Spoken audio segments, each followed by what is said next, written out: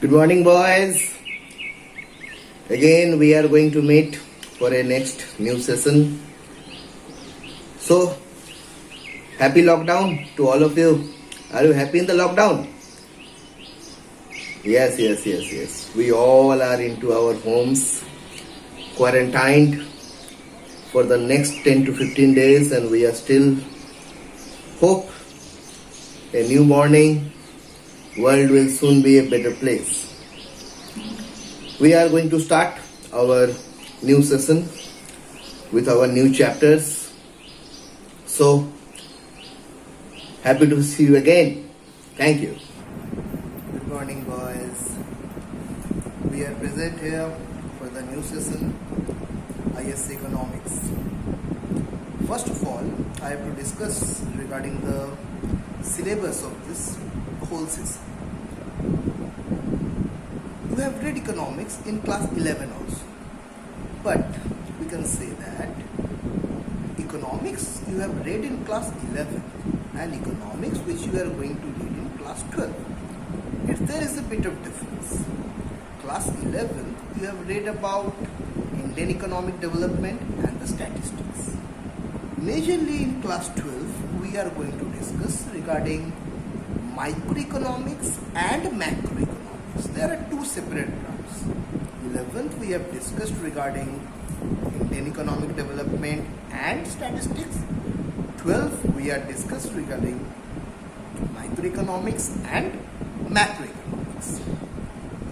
So let me tell you regarding the syllabus of the economics. So what is the syllabus of the whole system? The syllabus comprises of primarily two parts. First part comprises of microeconomics, whereas the next part comprises of the macroeconomics portion. What are the two parts? Microeconomics and macroeconomics. Now, what is microeconomics and macroeconomics? What's the difference between these two? We can say that, suppose, micro. The word micro resembles small. That is, economics that deals with the smaller aspects. Very simple aspect, we can say that. Majorly, microeconomics deals with the smaller aspects of the economy. What are the smaller aspects, sir? Like, suppose, we are discussing regarding the sale of noodles in Lilua. Suppose you are discussing regarding a smaller place, sale of noodle at a smaller place. That is being considered as the microeconomics. What is macroeconomics, sir? What is macroeconomics, sir? On the other hand, suppose you are discussing regarding sale of noodles in West Bengal. West Bengal is comprisingly a bigger area than Lilua. Suppose we are talking regarding West Bengal and we are talking regarding Lilua. Comparing Lilua to the West Bengal, Lilua is a smaller place, West Bengal is a larger place. So, economics that deals with the smaller aspects, we call it as in the microeconomics. Economics that deals with the larger aspects, we call it as in the macroeconomics. Clear to all of you? Okay. Now, in microeconomics, what we are going to discuss? We are going to discuss, first of all, as per microeconomics is considered, we will be discussing demand.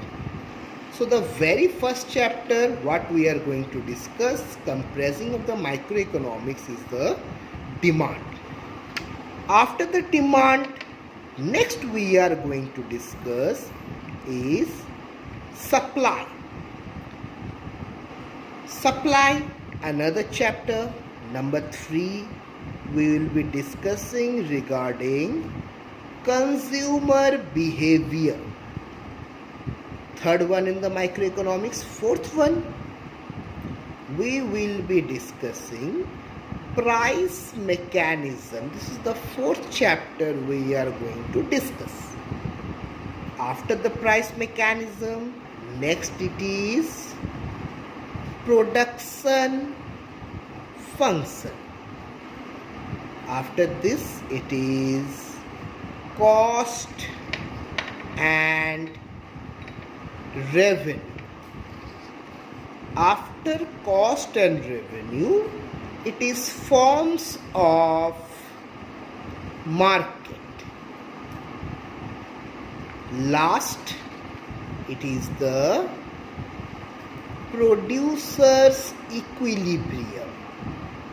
So, this is the brief syllabus of whole microeconomics of ISC class 12. ISC class 12, this is the prime syllabus of the whole microeconomic theory. Next, we are going to discuss regarding the syllabus of the macroeconomics. What are the macroeconomic syllabus here? Number 1.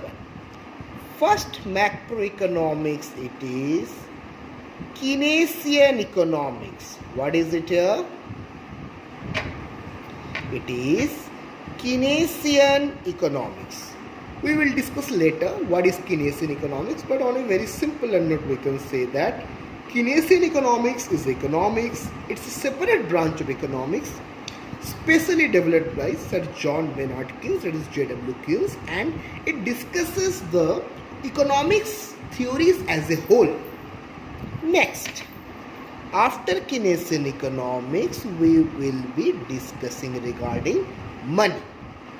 All of you must have read regarding money in the throughout your life, but what are the economical aspects of the money we will be discussing in this chapter. After money, we will be discussing banking. Then it is balance of payment. We can in short easily say that it is BOP. In the later part of the syllabus, while we will be discussing regarding balance of payment, we will refer it as in the BOP only. Then it is public finance. And last but most important, it is national income. So we can say this is the brief syllabus of the macroeconomics class 12. So these are the syllabus of microeconomics and macroeconomics. So microeconomics, what we are going to discuss here? Demand, supply, consumer behavior, price mechanism, production function, cost and revenue, forms of market, and last but not the least, it is the producer's equilibrium. While on the other hand, discussing regarding the macroeconomics, first one is the Keynesian economics, next is the money, next is the banking, balance of payment, public finance, and last but not the least, it's the national income.